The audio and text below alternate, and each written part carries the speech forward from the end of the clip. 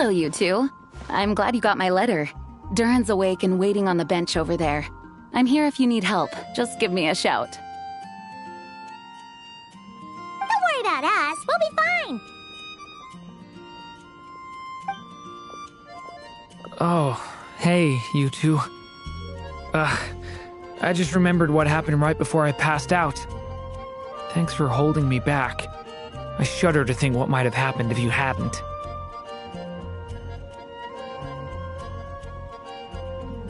I'm fine now. It's just... a lot of people seem to have forgotten me. Don't worry. We'll figure out a way to fix this. Why don't you start by telling us what happened? It felt so strange. After I realized no one recognized me anymore, I suddenly felt like I'd completely lost contact with my body. Abyssal power lies sealed within this body I inhabit. So when I lost my connection to it, I lost control of that power too. It wasn't until I heard everyone calling my name that I was able to reconnect with my body. You lost contact with your body? Does that mean there's something wrong with it? Sounds like we need Albedo more than ever. I don't think the problem lies in Albedo's alchemy. Huh. But then, why are people forgetting you? Guess that's what we need to figure out.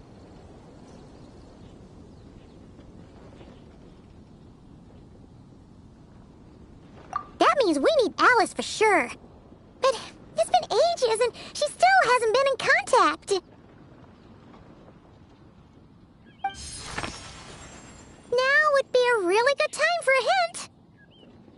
How could the story's budding branches even hope to reach beyond the towering walls?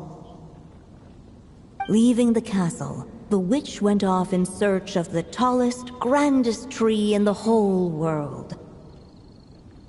High up in the canopy of that tree, she sought a resting place, a refuge where the little sapling might take root. Go to that place, for it was there that the sapling felt its first breath of wind. Huh? Was that another clue? Does that mean the story isn't over yet? Leaving the castle. It just occurred to me. If this story is all about my own experiences, then wouldn't what happened after I left Simulanka be part of it too? But how could she possibly know exactly what would happen? And even if she did, how could we know when the story was complete?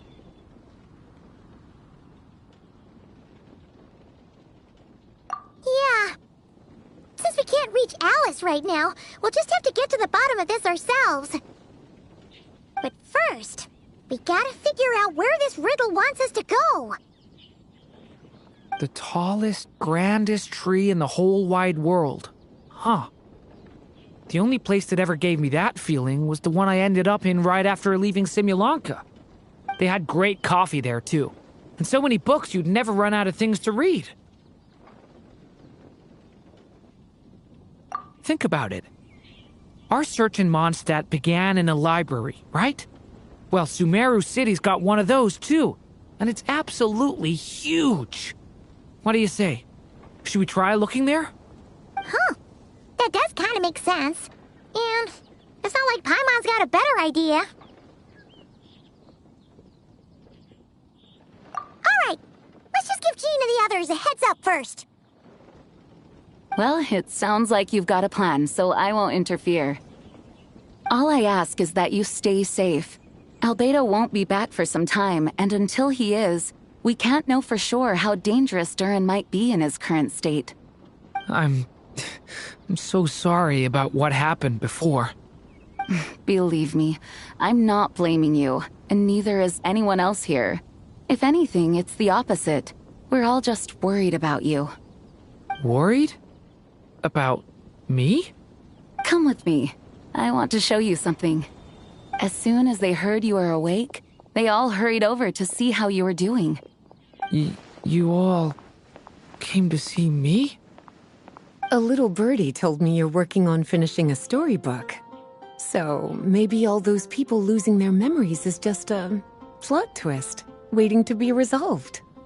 Miss Lisa, you always seem to know how to put my mind at ease. Please, everyone, don't worry about me.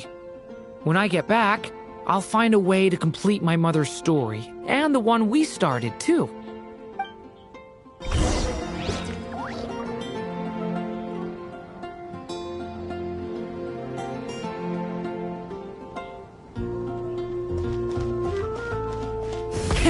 Rev the engines!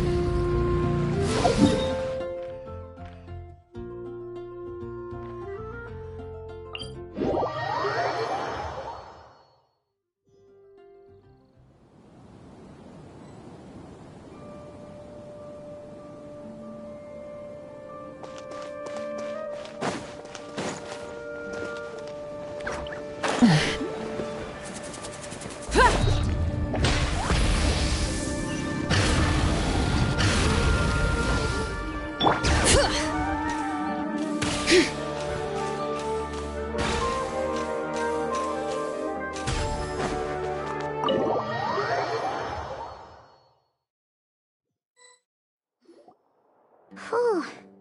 After the library hunt in Mondstadt, it's not as if Paimon was expecting this to be easy. But this... yeah... this is something else. Where do we even begin? Even the clue this time seemed kind of cryptic. Yeah. Guess the best we can do is stay on the lookout for more weird things going on. Huh? Sorry, what was that? I'm here to return Volume 5. According to the catalog, Volume 5 of this series is not available for loan. I can't accept the return of a book that was never checked out in the first place. Let me put it this way. My copy is complete. Yours, on the other hand, is missing large amounts of content. So you should swap it for mine instead. Sir, you have to understand. Managing a library is a serious business, and we have protocols in place for this kind of thing. I can't just replace an important volume in our collection based on nothing more than your word. Hey! Look what the Wandering Tom dragged in! Oh, it's you. And, what is it you're doing here? I'm a traveling scholar, as you know.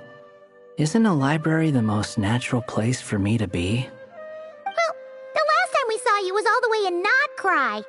Paimon just didn't expect to suddenly see you in Sumeru, that's all. There were some things I needed to come back and take care of. Some documents had gone missing, so I tracked them down, restored them to their original condition. And now, I'm here to return them. And considering what I'm planning to do next, it feels like a weight off my shoulders. What's going on with you, huh?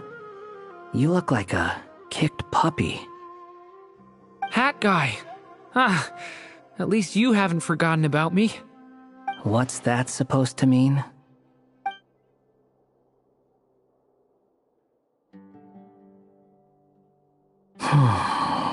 So it's been getting worse. Sounds like you know something we don't. After he left Simulanka, he spent some time traveling Sumeru with me. I was working on several texts at the time, and I stumbled upon something strange. Anytime Durin of Simulanka was mentioned, before long, the record would disappear. Which means, all the remaining records on Durin are about the evil dragon that fell on Dragonspine. How did you even discover that? If I remember correctly, Hat Guy loved the time he spent in Simulanka so much that he started writing a travel log. That's besides the point. The fact is, you're not affected by the ley lines of this world. I'm sure you can grasp the implications of what that means. His case is different from mine. It's more like the world itself refuses to accept his existence. It started with a few written records, but now, it sounds like it's spread to people who never met him. or didn't know him well. At this rate, the whole world might forget him altogether. The whole world? But that includes all my friends in Mondstadt, and even Hat Guy, too. So that's what you've been worried about all this time? Why didn't you just tell me? There are more important questions right now, like figuring out how to fix this. That mage clearly cared a lot about her child. She left that book behind for a reason. If you want answers, isn't that the place to find them? You think that didn't occur to us already? Problem is, we need to find the memory that unlocks the next chapter first. Mind if I take a look? I just want to know what secrets this book is hiding. Besides, I've run into a bit of red tape, so I've got time. Of course. Be my guest. So, the memory we've been looking for was about you? All along?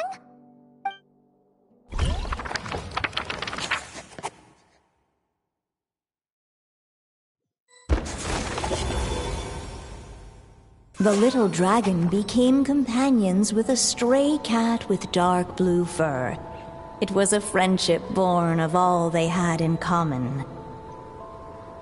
He left his castle at the stray's invitation, setting out to explore the world beyond its walls. There, he grew fond of the outside world, eager to make friends and share the story of his life. Taken by the dragon's story, the stray tried to write it down. But he soon realized that no matter how he tried, it would always warp into the evil dragon's tale.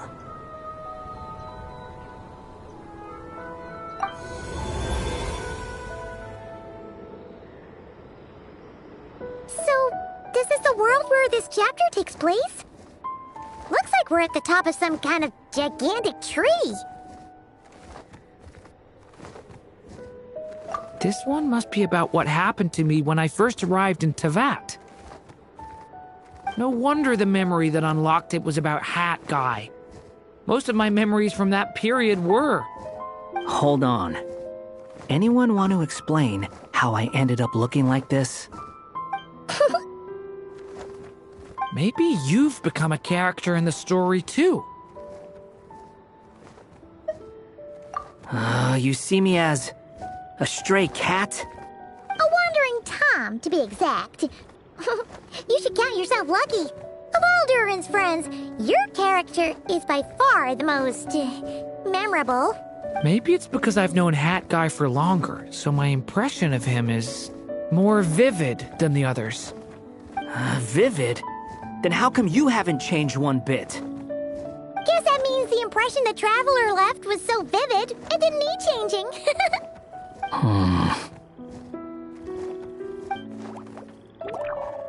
Hello, everyone! Ready for today's adventure? It's the storybook, Durin. Oh. So you're not playing yourself in this one? Does that mean the two of you have even more memorable roles to play?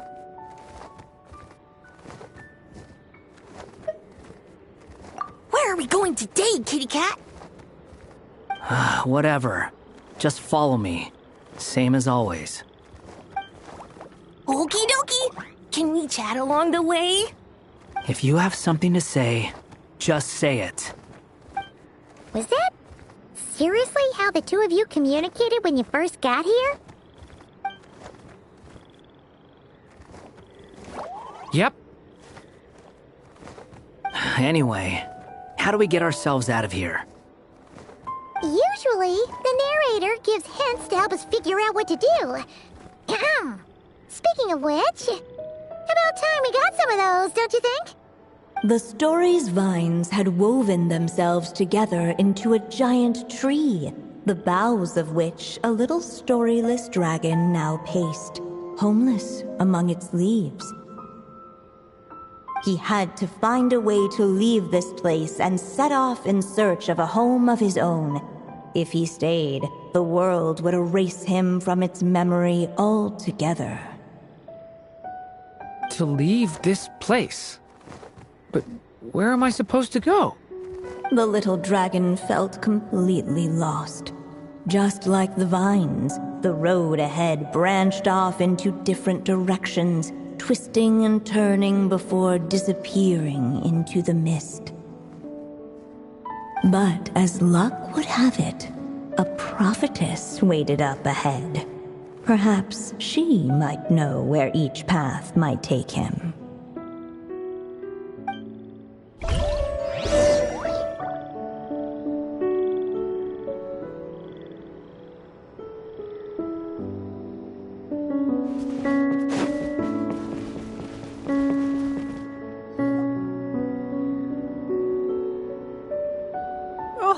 You must be the little lost dragon. It's true. My friends and I are lost. This meeting was no accident. The prophetess was in fact the seer witch, here to present her promised gift. The seer witch? Oh yeah! That's Mona's teacher, right? The old hag? Insolent child.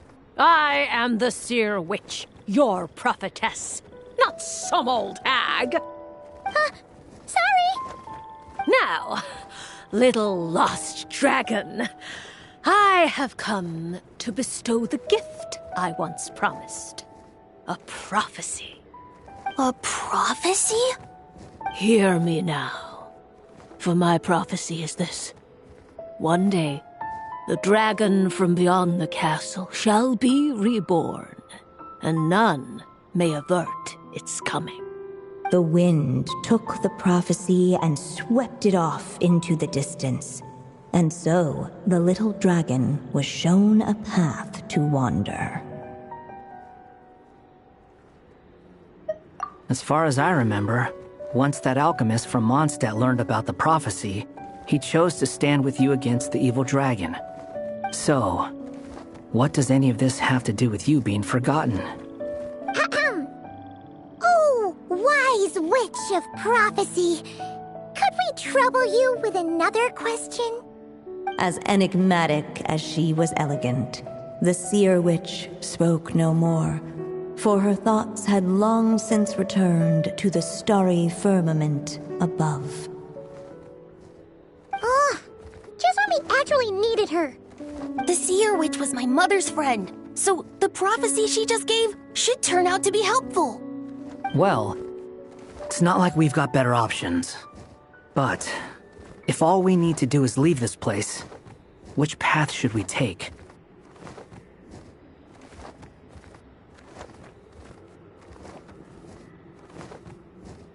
Why don't we take a look around?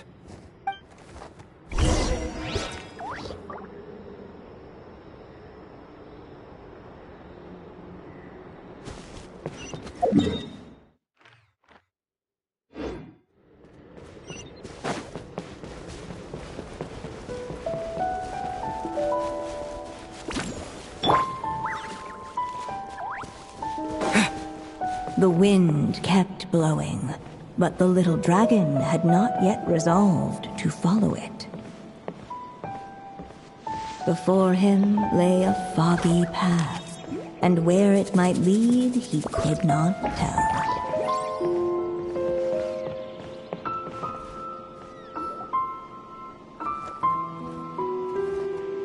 If we go this way, we'll be heading back to Mondstadt, just like we planned. Out of all the options so far, this seems like the safest, right?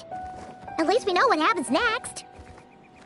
He helps stop the evil dragon from returning, gets a new body, makes a whole bunch of friends, who all just forget about him. But you didn't forget, Hat Guy. I'm just saying, choosing this path wouldn't solve the main problem. You'd still end up being forgotten. Huh. I'm not against choosing this path. I just wonder what secrets it might be hiding. Let me think about it.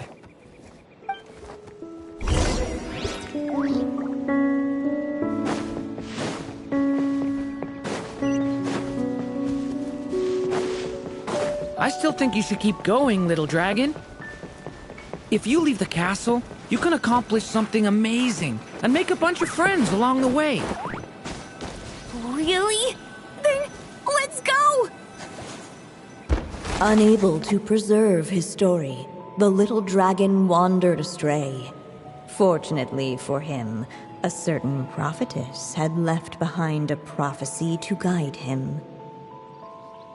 The wind took the prophecy and swept it off into the distance, and so the little dragon was shown a path to wander. Following the wind's guidance, the little dragon made his escape. In turn, the prophetess affirmed the little dragon's choice, leaving an extra secret as her parting gift. Now that you've made up your mind, I shall keep my promise by explaining fate's little trick. Long, long ago, the gods of the high heavens gave the world outside the castle a magic of its own. They called it storytelling. It was a magic of almost unshakable power that governed how people met, grew close, and understood one another. Each person had a story meant for them and them alone, one whose ending was written in the heavens long ago. In truth, your story and the evil dragons are simply two versions of the same tale, and that is something the magic of storytelling cannot abide. Beyond the castle's walls, your story cannot take root, for the evil dragon's tale has done so already.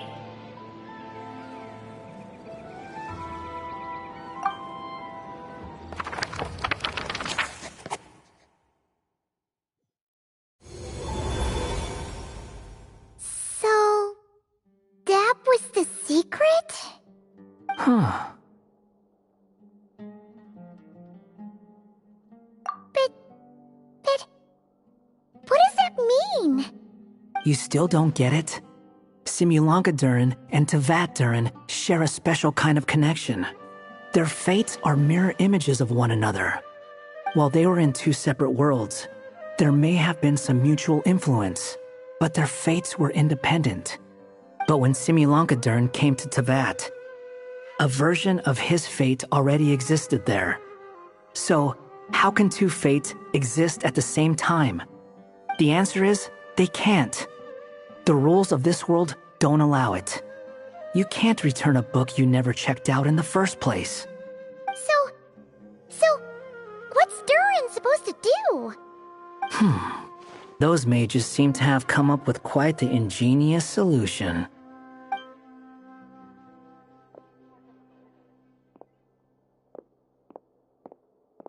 I'm here to make a return.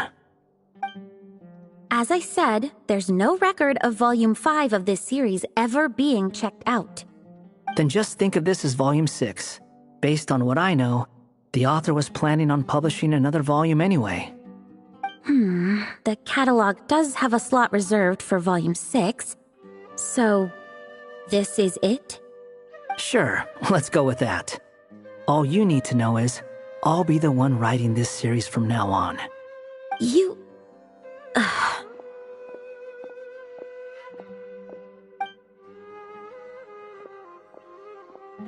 What are you up to this time?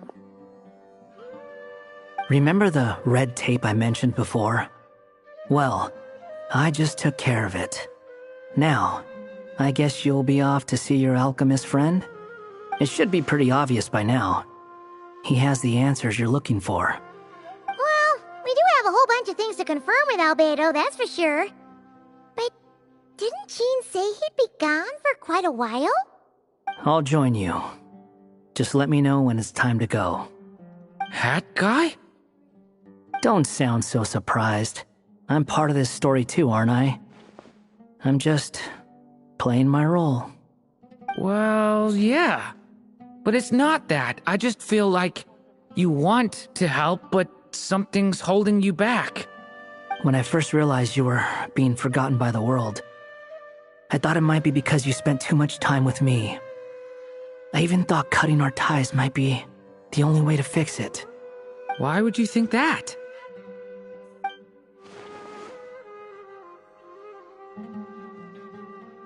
It doesn't matter now. Judging from the answer this book has given us, I was probably overthinking it.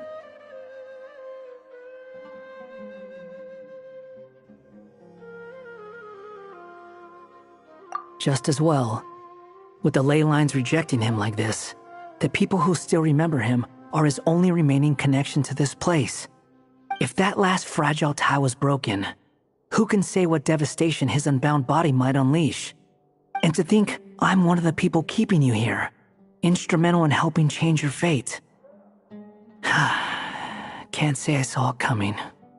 Well, if it's good enough for Hat Guy, it's good enough for me. After all, he is about as odd as humans get. Excuse me? With some people, even if you try asking a simple question, they'll always give you a complicated answer.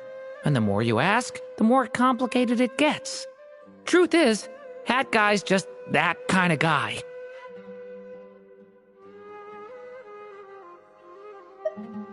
Whatever. All I needed was a yes or no, so we can quit it with all the back and forth.